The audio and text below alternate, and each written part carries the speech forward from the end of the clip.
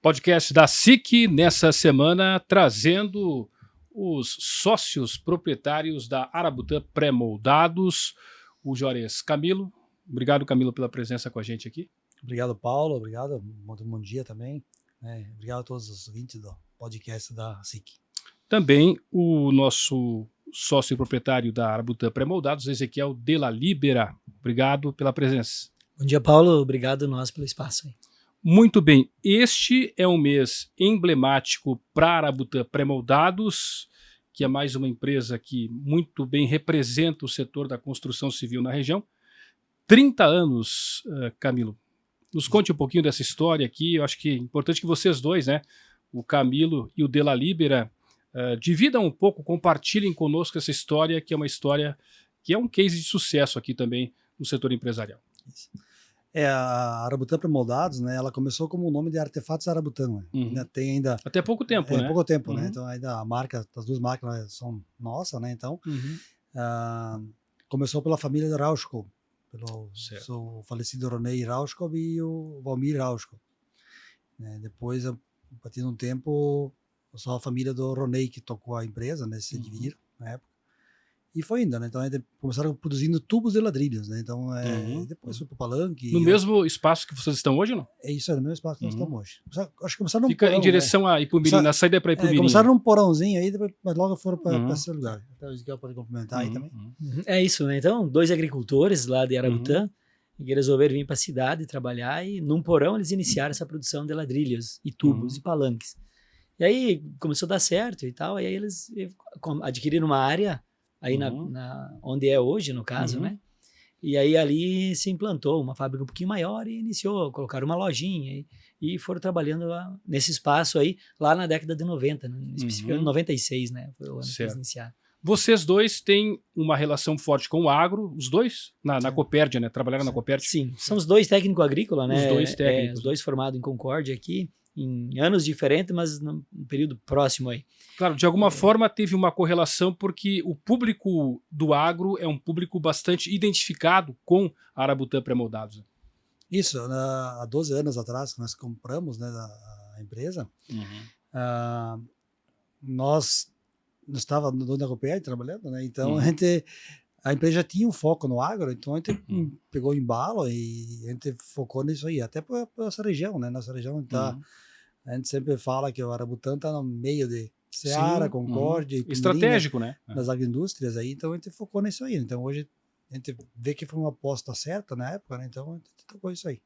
Pois é, como é que vocês tiveram, digamos assim, essa ousadia, né, de deixar a função que vocês exerciam, que é sempre uma decisão difícil, que exige ouvir a família, que exige muita conversa, fazer uma sociedade que também hoje em dia não é algo tão simples. Como é que foi isso para vocês, esse divisor de água na vida de vocês, Ezequiel? Então, eu acho que o sonho de empreender, né? Então, a oportunidade, então a gente juntou aí a oportunidade de nós comprar a empresa em um momento em que o falecido Ronei, ele acabou tendo um problema de saúde, e também a oportunidade de nós, então, iniciar um negócio aí, e eu e o Juarez, a gente já trabalhava junto na Copérdia, na época, né? Já tinha um entrosamento, né? Já tinha um relacionamento, assim, de amigos, né? E de trabalho também. Então, a gente acabou conversando um pouco em família sobre isso aí, e optamos, então, em mudar de segmento, sair do agro... O Juarez era gerente, eu era técnico do leite, então saí do nosso setor e entrar no setor que a gente não conhecia, mas o agro a gente conhecia, mas não conhecia a construção civil. Então a gente entrou aí com a ideia de levar o nosso conhecimento do agro que nós já tinha e junto com a construção para tentar aí evoluir, e foi o que fizemos ao longo desses 12 anos, né? No começo, mais nós, que a gente desenvolvia as ideias e tal. Correto. E aí depois foi evoluindo, né, colocando engenheiros e toda uma equipe por trás para desenvolver a empresa crescer, né, e fazer esse trabalho aí. Esse processo, Juarez, de evolução, ele foi lento? Como é que ele aconteceu? Surpreendeu vocês ou foi assim realmente muito gradativo, passo a passo, etapa por etapa? Na verdade, na época foi meio assim... até a gente sempre agradece a família do Sr. Ronei na época, né? Então eles estão junto com nós ainda, né? Tem um bom relacionamento, então a gente sempre brinca que foi uma negociação de pai para filho, né? Então a gente, Correto. a gente negociou e na época, né, eu e o Ezequiel fazia as vendas, nós fazia toda essa parte, tudo caía por nós, né? Então, o Ezequiel comentou agora.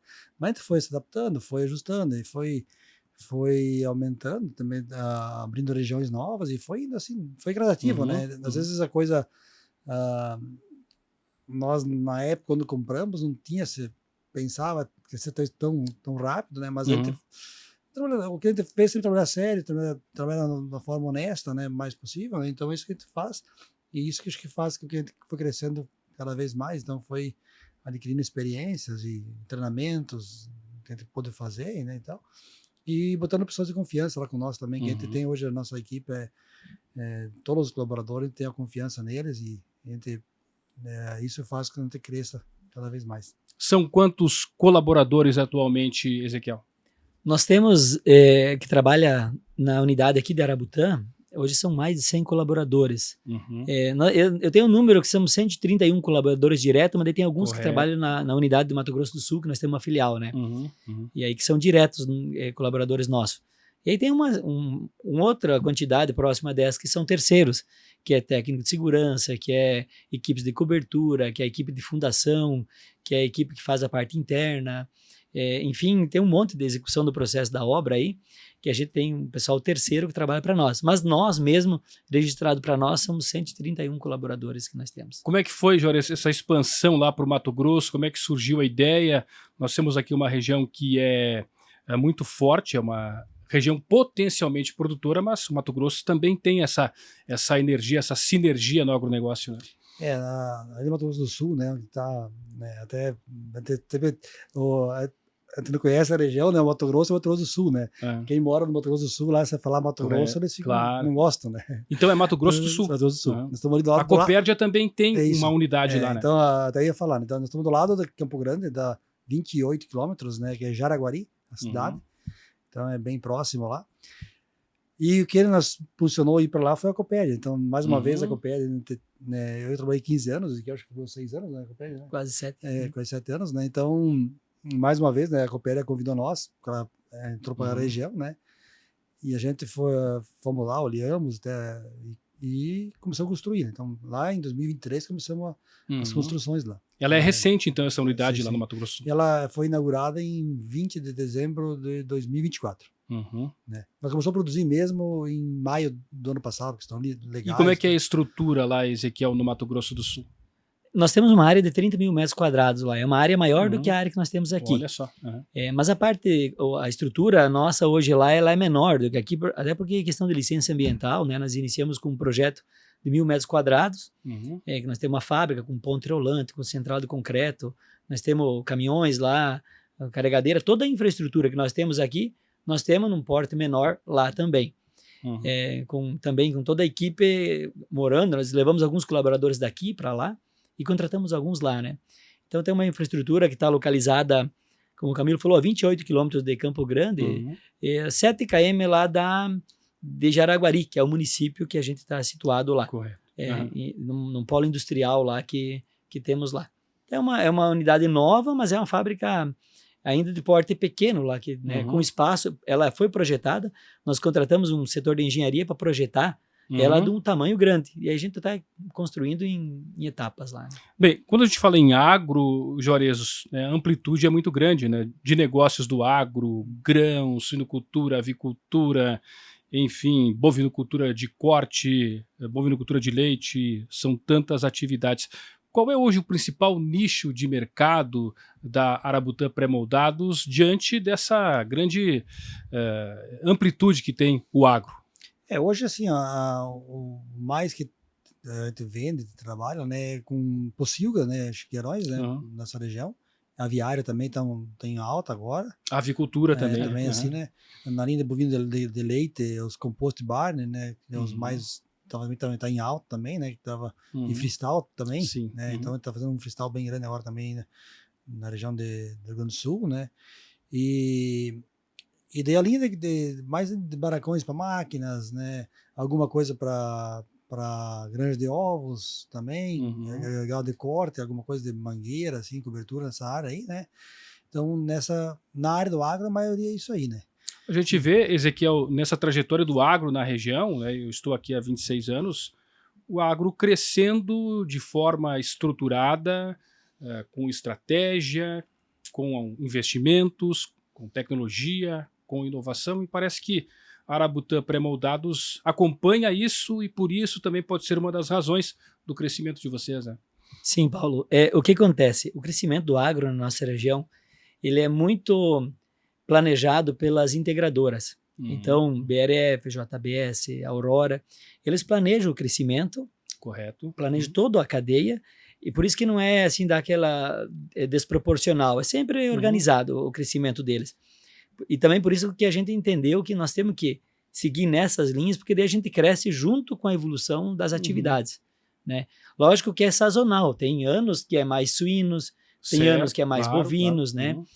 Por exemplo, no momento que nós estamos passando agora, a avicultura, ela está em alta. Então, a gente tem feito aí, ao longo desse ano para cá, aqui mais de 30 aviários. Então, né?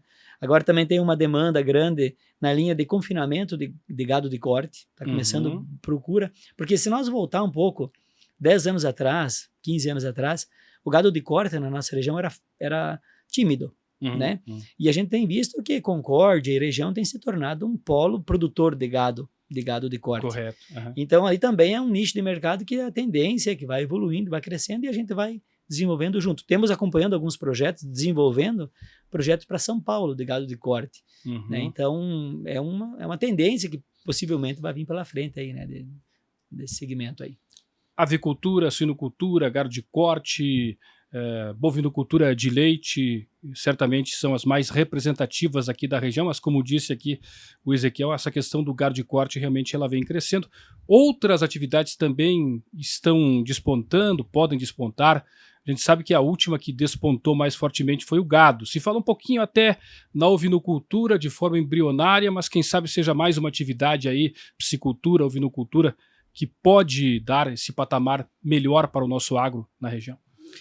Assim, a princípio hoje, nossa região nós temos uma questão do nosso relevo, que acaba sendo uma limitação. Por outro lado, pega nossa região do Mato Grosso do Sul, lá, que é uma região plana, e eles estão começando agora nessa área mais da pecuária, no caso. Né?